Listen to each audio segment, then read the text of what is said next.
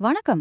இன்னைக்கு நம்ம பார்க்க போற இந்த விளக்கத்துல லெனின் எழுதிய வரலாற்றுச் சுருக்கத்திலிருந்து பெறப்பட்ட தரவுகளின் அடிப்படையில் காரல் மார்க்ஸோட 65 ஆண்டுகால சிக்கலான வாழ்க்கை வரலாற்றை அலசப் போறோம். அதாவது ஒரு தத்துவவாதியோட வாழ்க்கை எப்படி ஒரு உலகளாவிய இயக்கமா மாறுச்சு அப்படிங்கறத நம்ம நேரடியாவே பார்க்க போறோம். தயாரா?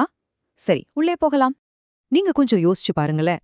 ஒரு வசதியான வழக்கறிஞரின் மகனா பிறந்த ஒருத்தரோட வாழ்க்கை எப்படி தொடர்ச்சியான நாடு கடத்தல்களாலும் ரொம்பவே தீவிரமான தத்துவார்த்த மாற்றங்களாலும் வரையறுக்கப்பட்டது. நிஜமாவே இந்த ஒரு ஆழமான முரண்பாடுதான் அவரோட வரலாற்றை ரொம்பவே சுவாரஸ்யமாக்குது. இன்னைக்கு நாம இந்த 6 முக்கியமான விஷயங்களை தான் சுருக்கமா பார்க்க போறோம்.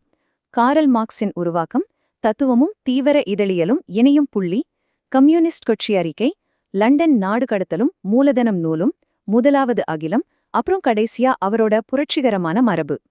சரி, முதல் பகுதிக்கு வருவோம். காரல் மார்க்ஸின் உருவாக்கம். அவரோட ஆரம்பகால வாழ்க்கையை பாத்தீங்கன்னா அது ரொம்பவே இயல்பான ஒரு பாதையில தான் தொடங்குனது.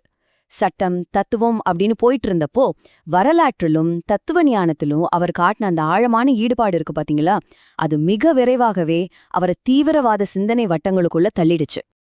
இது உண்மையிலேயே ஒரு முக்கியமான திருப்புமுனை.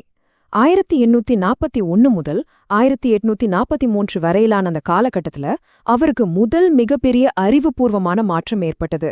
லுட்விக் ஃபயர்பாவின் நூல்களை படிச்ச பிறகு அவர் எப்படி கருத்து முதல்வாதத்திலிருந்து விலகி பொருள் முதல்வாதத்தை நோக்கி நகர்ந்தார் அப்படிங்கறத மூல உரை ரொம்ப தெளிவாக காட்டுது. அடுத்ததா பகுதி 2, தத்துவமும் தீவிர இதழியலும் இணைகின்றன. அதாவது தாம் புதிதாக கற்றுக்கொண்ட அந்த பொருள் முதல்வாத கருத்துக்களை அவர் நிஜ உலகில பயன்படுத்த நினைத்தார். ரைனிஷ் பத்திரிகையில அவரோட கட்டுரைகள் கடுமையான விமர்சனங்களை கொண்டிருந்ததால அரசாங்கம் அந்த பத்திரிகையை இழுத்து மூடிடுச்சு. ஒரு வகையில சொல்லணும்னா இதுதான் அவரோட வாழ்நாள் முழுவதற்குமான போராட்ட பாதையை அமைத்துக் கொடுத்தது. அதன் பிறகு 1843ல ஒரு ஜெர்மன் பிரெஞ்சு சஞ்சிகையை வெளியிடுவதற்காக அவர் பாரிஸ் நகருக்கு செல்கிறார். நடப்பிலிருந்து வருகிற எல்லாவற்றையும் ஈவிரக்கமின்றி விமர்சனம் செய்ய வேண்டும் அப்படிங்கிற இந்த சக்தி வாய்ந்த மேற்கோள்தான் அவருடைய இதழியலோட வழிகாட்டும் தத்துவமாகவும் பாட்டாளி வர்க்கத்திற்கான அவரோட ஆரம்பகால அழைப்பாகவும் அமைந்தது என இந்த நூல் சுட்டிக்காட்டுது. இப்போது பகுதி 3க்கு போகலாம். கம்யூனிஸ்ட் கட்சி அறிக்கையை உருவாக்குதல். இந்த 1844ஆம் ஆண்டு நடந்த சந்திப்பு இருக்குல்ல, அது ரொம்பவே முக்கியமானதுங்க. பாரிஸ்ல ஃப்ரெட்ரிக் ஏங்கல்ஸ் அவரை சந்தித்தது ஒரு வாழ்நாள் முழுவதுக்குமான அறிவுபூர்வமான கூட்டாண்மையை உருவாக்கியது. இது உடனே குட்டி முதலாளித்துவ சோஷியலிசத்துக்கு எதிரான கடுமையான சித்தாந்த போர்களாக உருவெடுத்தது. கம்யூனிஸ்ட் லீகோட கேட்டுக்கிட்டதன்படி உருவான இந்த 1848 அறிக்கை முற்றிலும் புதிய உலக கண்ணோட்டத்தோட இந்த 4 முக்கிய தூண்களை நிலைநிறுத்தியது என்று மூலவுரை குறிப்பிடுது. அது என்னென்னா, முரண்பட்ட பொருள் முதல்வாதம், இயக்கவியல், வர்க்க போராட்ட கோட்பாடு மற்றும் பாட்டாளி வர்க்கத்தின் புரட்சிகர பாத்திரம். அடுத்து பகுதி 4, லண்டன் நாடு கடத்தலும் மூலதனம், அதாவது டாஸ் கேபிட்டல் நூலும். சும்மா நினைச்சு பாருங்க, 1848 மற்றும் 1849 ஐரோப்பா முழுவதும் புரட்சிகள் வெடித்தப்போ அவரோட சிந்தனைகள் கடுமையான தனிப்பட்ட விளைவுகளை ஏற்படுத்தின.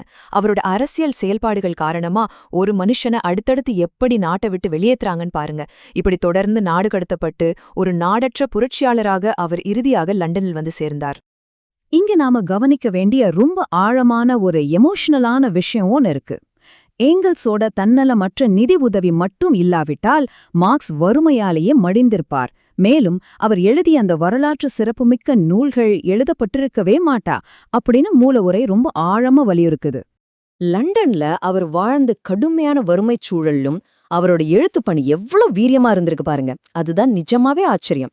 அவர் தொடர்ந்து தனது ஆழமான பொருளாதார பகுப்பாய்வுகளின் மூலம் மார்க்சியத்திற்கு முரணான கொள்கைகளை கடுமையாக எதிர்த்து போராடினார்.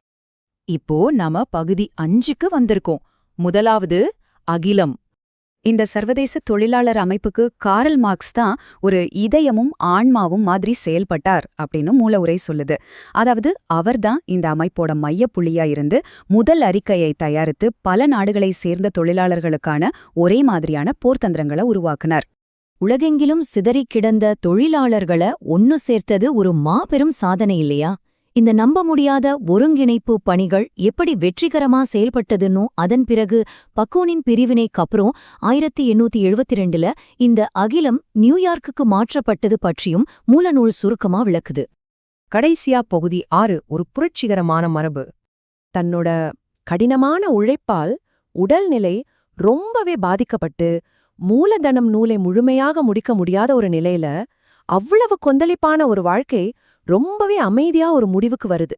மூல உரையோட இறுதி பார்வையா எந்த சார்பும் இல்லாம சுருக்கமா சொல்லணும்னா, ஒரு நபரா அவரோட வாழ்க்கை முடிஞ்சாலும் அவரோட சிந்தனைகள் எப்படி உலகளாவிய சமூக மாற்றங்களுக்கான ஒரு மாபெரும் கருவியா, ஒரு தத்துவசார்த்த ஆயுதமா இன்னைக்கும் நிலைத்திருக்கு அப்படிங்கறத இந்த அறிக்கை தெளிவுபடுத்துது. சரி, இப்போ இந்த ஒரு கேள்வியோட உங்களை நான் சிந்திக்க தூண்ட விரும்புறேன். தொடர்ச்சியான நாடு கடத்தல்களும் சோர்வடையாத அறிவுபூர்வமான தேடலும் இணைந்து வரலாற்றில் அதிகம் விவாதிக்கப்படும் ஒரு தத்துவ மரபை எவ்வாறு உருவாக்கியது அப்படிங்கிறத கொஞ்சம் சிந்தித்து பாருங்கள். இந்த மூல உரை குறித்த இன்றைய விளக்கம் உங்களுக்கு கண்டிப்பா ஒரு புதிய பார்வையை கொடுத்திருக்கோன்னு நம்புறேன். மீண்டும் சந்திப்போம்.